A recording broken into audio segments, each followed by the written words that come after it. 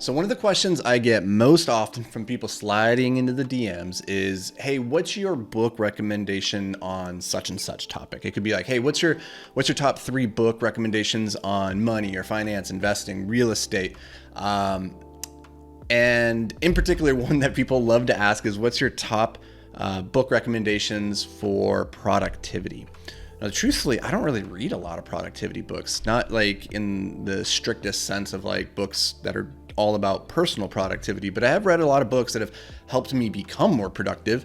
So I thought I would just shoot a quick recording here talking through 3 that have been very, very impactful for me, both in my personal life, but also in my businesses. 2 of the 3 books that I'm going to talk about here today were specifically recommended to me as books that would help me scale my businesses. But one of the things that I've come to realize over the years is that if it works in my business, it probably also works in my personal life. In a very real way, business and entrepreneurship is the ultimate personal development. Like this, it took me many years to realize this, but when I was struggling all those years with my ADHD, like I didn't have systems and frameworks in place that would allow me to succeed. I was also rebelling against authority. So like other people couldn't tell me what to do. They couldn't hold me accountable. And then I also rebelled against my own internal authority, right? I've talked about this in previous podcasts, but one of the things that really helped me get out of my way and start actually responding to my personal authority was entrepreneurship and building a business where I was the one responsible for the inputs and therefore the outputs. Like there was this corollary between if I put in the energy and the work, then the output was something that I could set a timer to. And I knew that it was dependent on me in a way that when I was working for somebody else in a W-2, like I could put in the work, but no matter how great the work was, if the output was 100x or 10x, like I was still getting paid the same amount. For some reason, entrepreneurship, like the systems and processes that allow you to succeed in business, they just resonated with me on such a deep personal level that in a very real way, that was what really started helping me. Those were the systems that started helping me become a functioning member of society, not just in business, but just in my personal life, my relationships as well. So all that's to say, these are 3 productivity books that maybe wouldn't fall on a lot of people's productivity book lists, but that have been immensely helpful for me. The first one is probably on most people's productivity list, actually. Like this is a fantastic book. It's called The One Thing by Gary Keller. It's a very short read, only a couple hundred pages, but and the concept here is not super deep and profound in any meaningful way.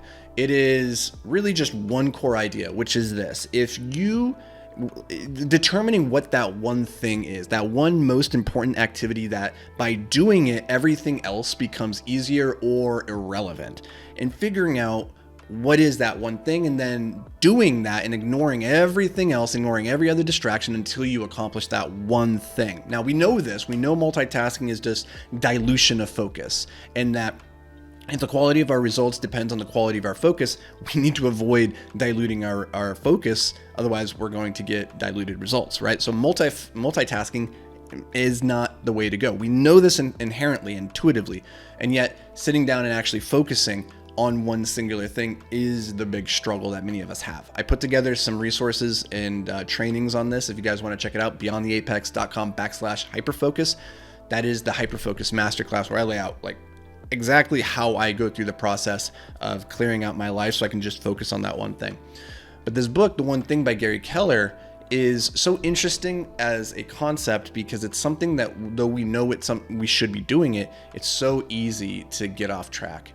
And more so, it can be very difficult sometimes to determine what is that one thing. Like what is that lead domino that's going to knock down everything else? Like having a system for that is helpful. So that's where this book has really been immensely helpful. Not so much in the system, the framework that it gives you, but more about the mindset of always thinking through every single morning, what is the one thing that if I got this done, it was going to have the biggest impact on everything else, and then focusing on that to the exclusion of everything else until it's complete. All right, the second book, and this is one that is probably not on anybody else's productivity list, so you're welcome. It is called The Goal, a process of ongoing improvement by a gentleman named Eliyahu Goldratt.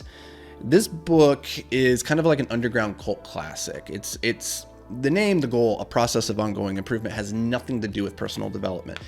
It is all about the theory of constraints within the application of a manufacturing environment. What's interesting about this book is it was written as a parable, or as a narrative. So what that means is, instead of like your typical personal development book or business book written through the lens of like, here are the frameworks, here's my personal experiences, the author creates a character and then puts that character into these tells a hypothetical story of this gentleman living his life, going in to fix a business, and like all the different issues that he occurs along the way. So it's told as in the form of a parable, which is very interesting.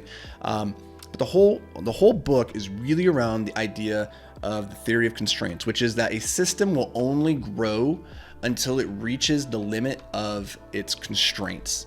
And so you've heard, the chain is only as strong as its weakest link. That is this idea. And I read this book when we were building our manufacturing company, Escape Climbing, and it came at a very pivotal time, because manufacturing is an environment all about efficiencies and like processes and trying to get everything dialed in. And it can be very easy to get your focus in on one particular thing that you perceive to be the limitation, when in reality you might be focusing on the thing that's just easiest to move out of the way. And so this book was really a reframing to help us understand that continual improvement is an act of continually identifying and then alleviating the blockages. What are those constraints at any given moment? What is the biggest constraint? Put all your time and energy, solve that thing. And then by consequence, when it's no longer the constraint, now you need to pivot and identify the new constraint.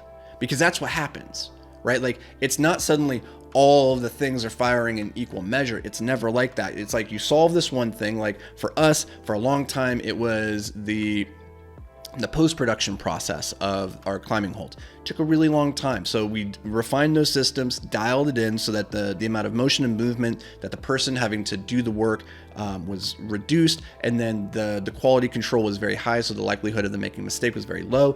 So that no longer became the constraint. Now the constraint became how much plastic could the people inside the production room actually pour inside of an hour.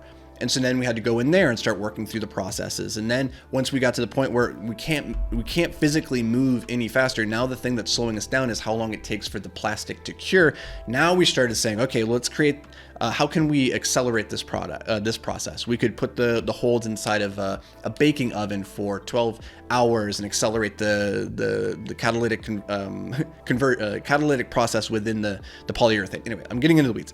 So you can see, like, the constraint continually moves. So the goal as, an individual is to identify where in your life you are being constrained. In a lot of cases for me in my life, it was, in the beginning at least, it was money. Money was my constraint. And it was, when I really got down to, I identified I didn't have the skills necessary to go out there and make more money. And so I had plenty of time, I had plenty of ambition and hustle, but I did not have the skills necessary. And so that was the constraint. And once I had the skills, then it was a matter of applying those skills. And then once I was applying those skills, it was a matter of applying them to higher and higher leverage activities. So you can see the constraints just kind of keep expanding. This book is a great way of reframing what productivity really even is. Like, it's not trying to move open the flow of the thing that's already flowing freely. It's trying to figure out where are you constrained in life and then alleviating that. All right, the next book, and this again is guaranteed not to be on anybody's productivity list, but it was very, very helpful for me and our businesses. And we built Escape Climbing actually off the back of this book in many, many ways. It's called The 4 Disciplines of Execution. And it's really a framework for understanding how to run team meetings, how to run a company in terms of like, how do we set our quarterly and our monthly and our weekly goals? How do we have our cadence of accountabilities? How do we think through the prioritization of our tasks? And then how do we actually execute those in a way where the team is communicating and moving forward? But this book, I still use it in my personal life, which is so interesting because it's about running a bigger team.